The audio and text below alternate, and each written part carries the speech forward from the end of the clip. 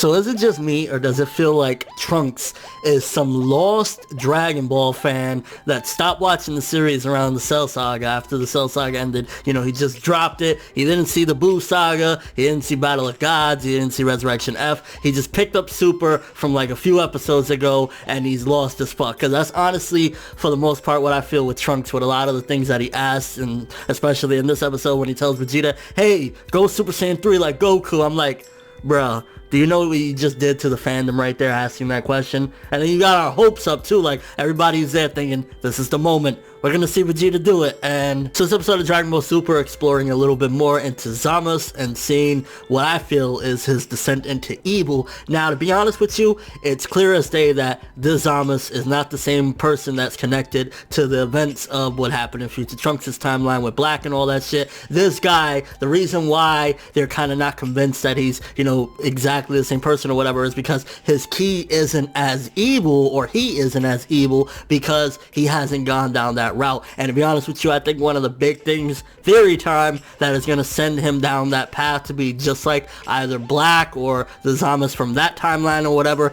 is Gowa's death. Now, I don't know if it's going to be him killing Gowas or Gowas dying at the hands of Mortal. I think if Gowas dies at the hands of a mortal, that'll be the solidified reason for him to completely become just a monster and do everything that he did in Trunks' timeline, because it's like he already looks at, you know, people that are non-gods as like pieces of shit. Then in this episode we explore more of him seeing the barbarians. I'm gonna call them barbarians because barbarians just sounds weird. So him seeing the barbarians, and that in 1,000 years nothing is gonna change with these motherfuckers, solidifies already that non-godly people are shit. They're just shit. But Gowas dying, that'll be the kicker. Now, again, the whole question is, though, will it be him that pulls the trigger? Will it be like him saying, enough is enough, you don't know shit, humans are trash, and him killing him? Or Gowas dying with somebody having some sort of responsibility to it? Maybe Goku shows up again and Gowas has a heart attack, and that'll be the solidified reason for Zamasu to hate all non-godly people and go on his warpath. But to be honest with you, I wouldn't be surprised if Trunks coming back to our timeline and doing all this set forth a new path, and we're gonna have an even stronger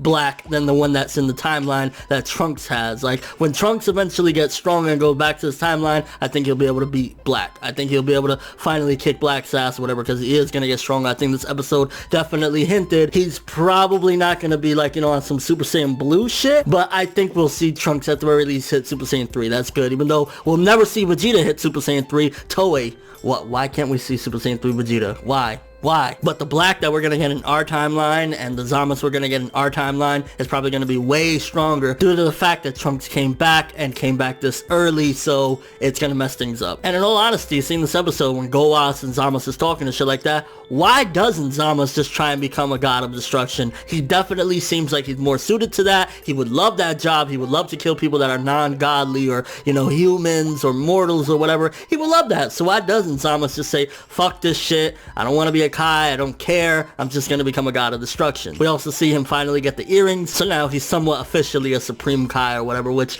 honestly, I wouldn't be surprised again if Gowas' death is coming really soon, because he had the one earring on. Maybe he's gonna take the other earring and put it on a, you know, a dummy body or whatever, because we still don't know the full extent of Zamasu' abilities. And you can see that they keep on pushing forth that these rings cannot go to the past, and that's why when Black tried to do it, he got fucked over and thrown back into his timeline. They can only go and check out the future. That's why Zamasu probably did that. Like, honestly, I wouldn't be surprised if maybe the Zamasu that came to Trunks' timeline and fucked shit up was maybe from like a year beforehand, and the one that we're seeing right now is a lot prior to those events. That's why, again, Zamasu' ki feels a lot different than the Black ki. The Trunks versus Vegeta sparring, it was kind of cool. It was kind of cool to see that muscular form that we haven't seen in Dragon Ball in ages, even though it kind of looked more like One Piece-y in a way, like kind of rubbery instead of just straight up built muscle and shit. But it was kind of cool to see that. Again, though, it felt like, Trunks, you're so lost, bro. You're still on that form. We haven't talked about that form in ages. We went through Super Saiyan 3. We've seen GT, bro. We've been through a lot. You need to go back. You need to watch the Buu Saga, bro. Like, that's honestly how I felt with Trunks with this episode again, and him asking that question to Vegeta. Last but not least, the ending. I'm really curious why the Omni King wants to see Goku. Has Zamasu already set forth his plan with Black,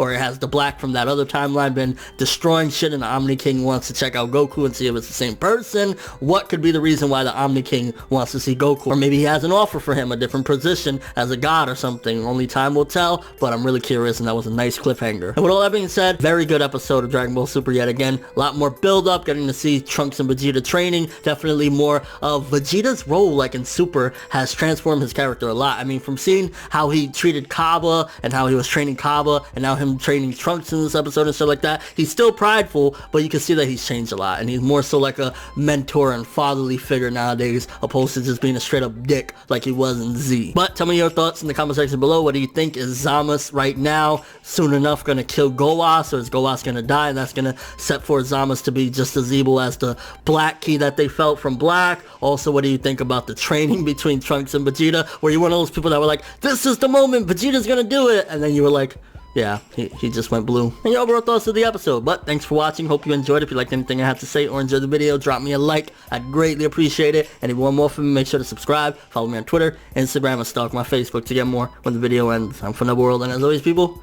have an awesome day.